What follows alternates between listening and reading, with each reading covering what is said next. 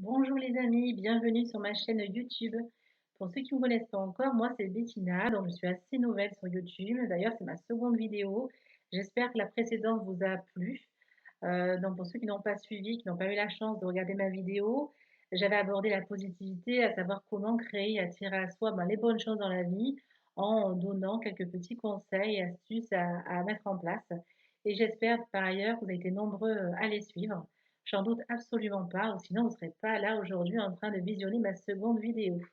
Donc, comme je l'avais annoncé, on va rester sur la positivité, mais j'ai envie de l'aborder sous un autre aspect. J'ai envie de parler avec vous un peu de Feng Shui, bien que vous avez dû entendre un petit peu parler de partout, hein, j'imagine. Mais pour moi, c'est important, tout simplement parce que c'est la fréquence par excellence de la positivité.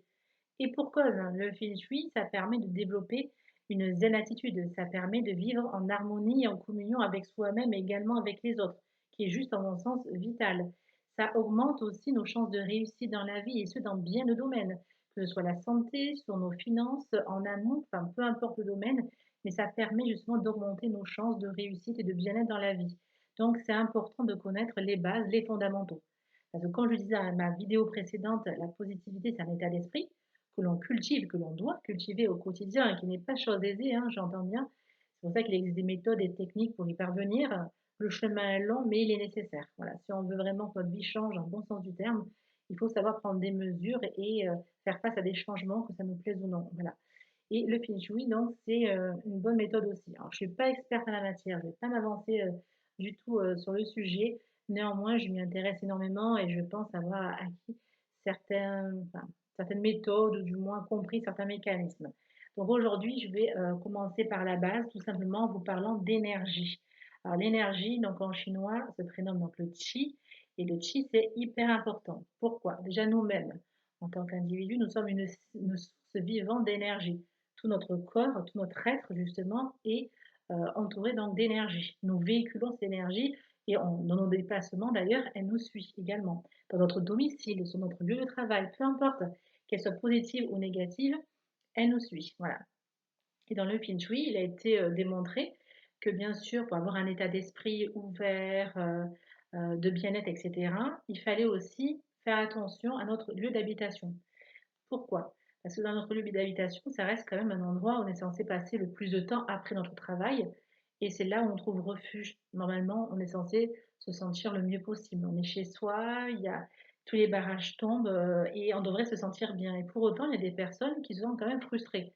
Et pour autant, ils sont de nature plutôt optimistes, qui ne comprennent pas pourquoi il y a encore des aspects un petit peu bloquants dans leur vie. Ben, tout simplement, peut-être faire un petit tour dans leur domicile et voir un petit peu ce qui peut bloquer ou gêner. Parce que l'énergie, elle circule dans votre maison. C'est ça qu'il faut comprendre. Dès l'entrée d'ailleurs dans votre maison. La porte d'entrée, elle est hyper importante en Feng Shui. Il faut surtout, surtout pas qu'elle soit obstruée par le moindre encombrant. Il faut vraiment que la porte puisse ouvrir dans son intégralité. Il faut rien qui gêne. Il faut vraiment que la porte s'ouvre totalement pour laisser justement la bonne énergie, l'énergie rentrer chez vous et circuler dans toute la maison. Il est aussi très important que les coins, excusez-moi, pas les points, les coins de votre maison ne soient pas aussi obstrués par des encombrants. Il faut vraiment que l'énergie puisse circuler de partout, y compris les coins.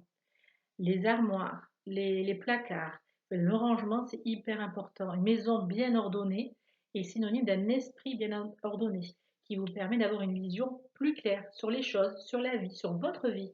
Voilà. Et le feng shui, pour eux, la clé numéro un, pour favoriser un état d'esprit serein, etc., il faut vraiment déjà que dans notre maison, il n'y a rien qui puisse obstruer justement euh, l'énergie, la bonne énergie de circuler dans toute la maison. Donc, veillez justement à surveiller, enfin, regardez un petit peu chez vous ce qui peut gêner, les choses qui ont plus d'utilité, pourquoi les conserver. Si vous avez des choses, je ne sais pas, cassées, enfin, je me comprends quand je dis cassées, mais des fois on est un petit peu sentimental, on a du mal à se détacher, mais pour autant c'est nécessaire. Voilà, ça laisse place justement à de nouvelles choses, à de nouvelles opportunités. Il faut le voir comme ça. Il en va de même d'ailleurs sur le portable. Pourquoi conserver des vieux dossiers qui vont vous gâcher de la mémoire et vous empêcher justement d'ouvrir de nouveaux dossiers, de nouveaux chapitres dans votre vie. Il en va de même pour les boîtes mail. Pourquoi conserver des mails qui n'ont plus d'utilité? Voilà, à part d'être saturé, voilà, c'est le seul risque. Enfin, il y a pas de voilà, il y a du sens, hein, aussi bien chez soi, dans notre bureau, aussi au travail, bien sûr, si vous travaillez en bureau, les casiers, veillez justement à ce qu'ils sont bien rangés, bien ordonnés. Heu, Justement, débarrassez-vous des choses qui n'ont plus, utilité pour vous. Voilà. Donc le rangement, c'est hyper important, c'est la base en feng shui. Donc là, je vous ai expliqué les fondamentaux, donc l'énergie, qui est la base, donc numéro 1, en feng shui. Donc nous sommes habités par l'énergie. Elle nous accompagne, hein, tout au long dans nos déplacements et chez soi, voilà. Et bien sûr, veiller à votre lieu d'habitation, à que rien ne puisse obstruer, du moins, l'énergie d'entrer chez vous et laisser justement la possibilité à ce qu'il puisse circuler justement, dans toute la maison, dans toutes les pièces de la maison, voilà.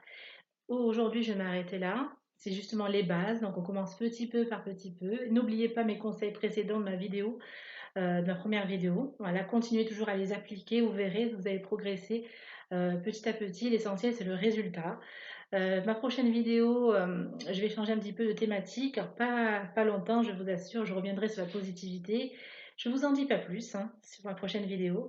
J'espère que vous avez apprécié celle-ci. N'hésitez pas à liker en fin de vidéo et à vous abonner sur ma chaîne. D'autant que vous serez les premiers informés de ma prochaine vidéo. Donc je vous invite à vous abonner. En plus, il n'y a pas d'engagement, donc autant en profiter. N'hésitez pas également à poster des commentaires, je me ferai un plaisir d'y répondre. Et je vous dis à très très très vite et restez positifs.